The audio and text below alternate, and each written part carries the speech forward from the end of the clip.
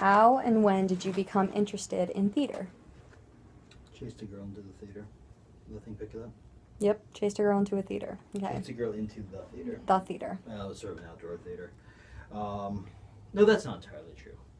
I suppose I did something blah blah blah blah blah.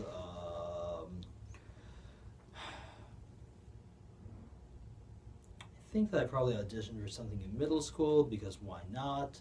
And then auditioned for something else and got cast as Tevye in Fiddler on the Roof. And again, it's middle school, so why not? And then continued to do so, and then didn't get cast, and so hung out backstage. Blah blah blah blah blah blah blah blah. Until eventually I met a girl who, for some inexplicable reason, chose to talk to me. I can't imagine what was going on in her head. And she said that she was working on a summer thing, Shakespeare in the Park, and I thought this would be a lovely way to spend the summer, not so much the Shakespeare, but the girl. Okay. And there you go. How did you decide to go into technical theater? So was that just you didn't get cast, so you hung out backstage? Like, so specifically tech theater?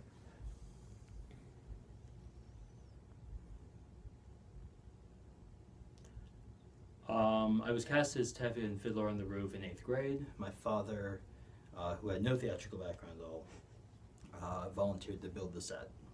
Okay. And then volunteered to build the set for the next one, and then the community theater one, and so on and so forth.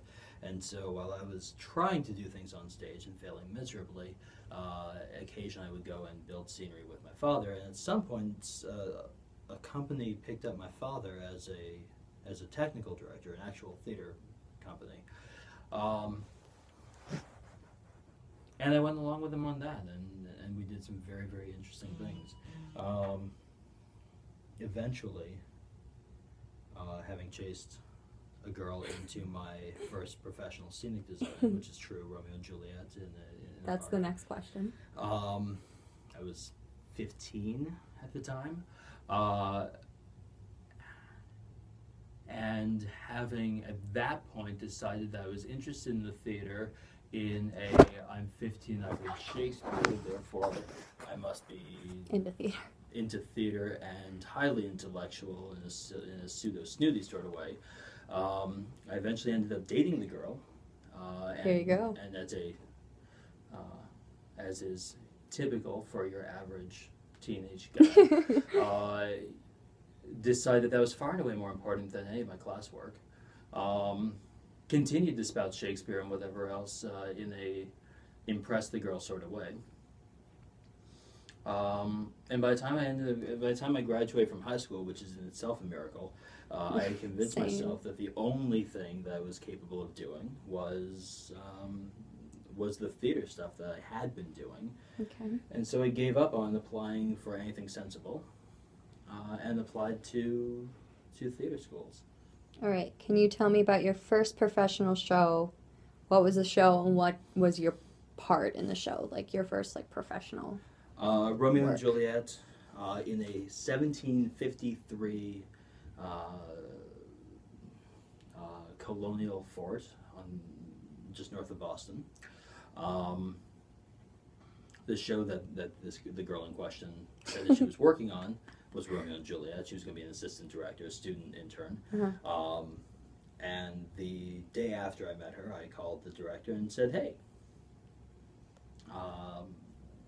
do you need any help?" And the director said, "We don't have a set designer. Do you know anything about scenery?" And I lied, and I said yes. And that was my first design. So you designed just the whole set overall? Essentially. Okay. I mean, it was already in a magnificent space. I can send you a picture of the space if you like. Okay. Really, really, really beautiful.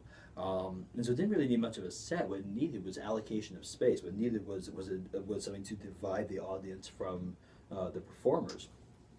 And then we needed movement patterns within the audience and a stage space, and then other places for the brawls. And Romeo and Juliet is a play that takes place on the street. Mm-hmm. and on narrow streets. If you've ever been to Verona, we're talking about a tiny. Look it up. Do the little I've Google seen it. map Yeah, I've thing. seen it. We're talking about tiny little streets, and so when we think about these street brawls, I mean, what we're really looking at are teenage boys behaving very badly with the impunity of wealth and privilege. And so what we did was we carved up the audience and created alleyways through the audience. We're all sitting on the grass, hush. We're all sitting on the grass in picnic blankets anyway. And we created alleyways through which the actors could move about and swashbuckle Oh, cool. each other and so on and so forth. And so my first scenic design was really audience seating more than That's awesome. actual whatever. And frankly, it's continued that way ever since. I'm always more interested in how this has nothing to do with your paper, but with how the audience is situated around the stage than I am what's on the stage. Well, no, that goes with my paper. Oh, there you go. All right, now tell me about your favorite show you've ever worked on and why, and what were you like, lighting designer? What? But that's unfair. That's true. There's- Okay, one of your favorites. Okay, just pick one random one.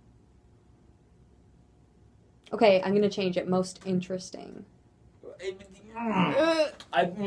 Okay, just describe a show that you loved to work on. Like it could be any show.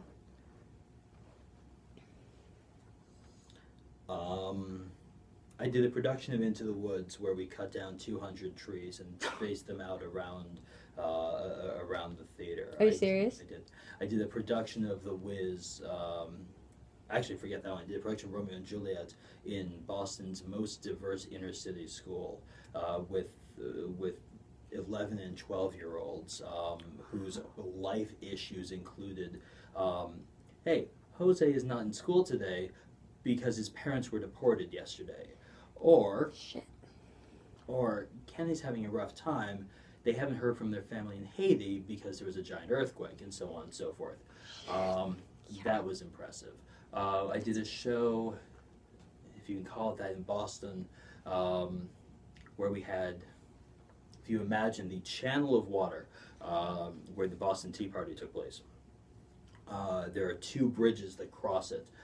We had 8 stages surrounding the channel on both sides. We set up a barge in the middle of it and decorated it as a 50-foot diameter sun with a torch. Actually, it's the muzzle of the barge right there.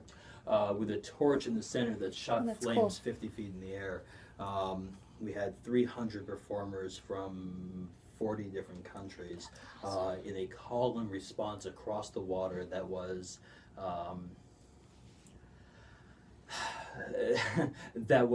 an allegorical battle between night and day. And then there was the Springsteen show. Yes. So, what have you done any professional work that's not like, here's a show, here's a musical, like here's a play? Have you done anything else? Like in like designing for like you said, Bruce Springsteen, have you done anything else like that? Design bits and pieces of Harley Davidson's 100th birthday party. Okay. That's freaking awesome. It was a thing.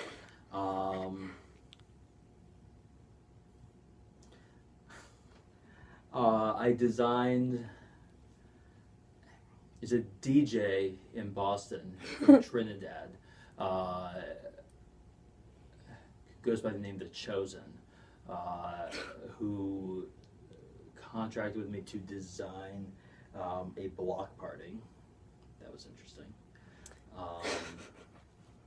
Are you serious? Yeah, I am actually. That's crazy. Couldn't actually make that up if I tried. Oh. What else? Okay. Next question. How did you end up in Michigan? Like, do you have family from here, or because you keep talking about Boston? So, how did you end up here?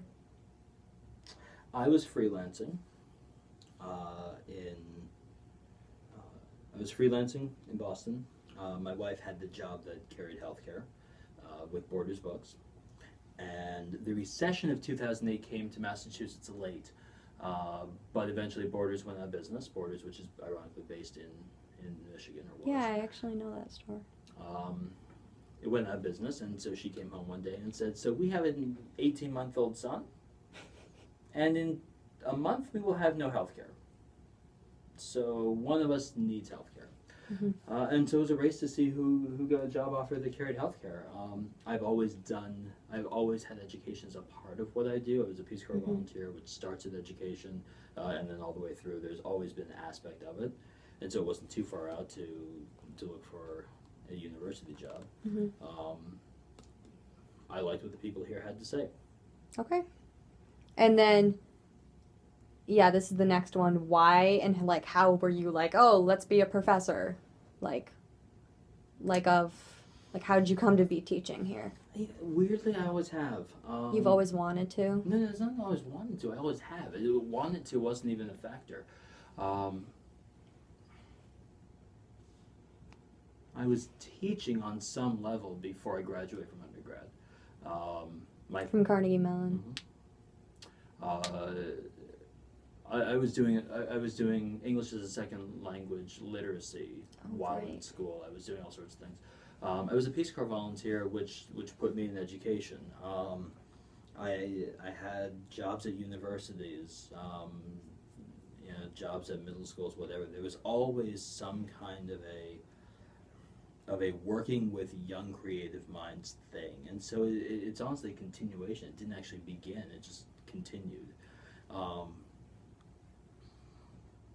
There is something this is true. There is something decidedly nourishing about being around young creative instincts. I joke about feeling old. The reality is that I don't joke about feeling. I do feel old. I joke about being old.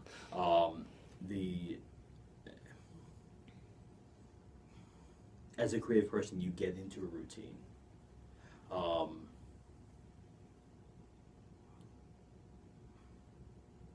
You get into a routine, you start falling back on things, you start phoning things in, blah, blah, blah, blah. You start forgetting what it felt like to make monumental discoveries about the world, about yourself, about your art. Being around people who are almost by definition in that phase of life. That's awesome. Is a reminder of that, and among other things, it forces me to keep my own game up. That it is so easy to feel like a fraud if all I did was come to class and be blah blah blah blah blah design, and if I wasn't doing my own work, and if I wasn't doing better work today than I did last year, and hoping to do better work next year than I am now. How could I then turn around and say, hey, you can have a life and a career doing creative work. You can do work with integrity and still get paid for it, and so on and so forth. It would be a lie. So on some level, having to stand up in front of students every day and say you can invest in your own creative dreams forces me to continue to invest in my own. I love that. Okay. Okay, this is just a yes or no question. Did you actually go to school? Give 2 long answers? No, this one's just like random. I don't even have written down. Okay. Did you go to school for theater design, or was it something else? Essentially, yes. Okay. That wasn't even written down, so your answers are not too long at all. No, I didn't. I went to school undergrad initially to be a technical director. Okay. Because I didn't have the confidence in my own creative instincts to be able to say out loud, I want to be an artist. Okay.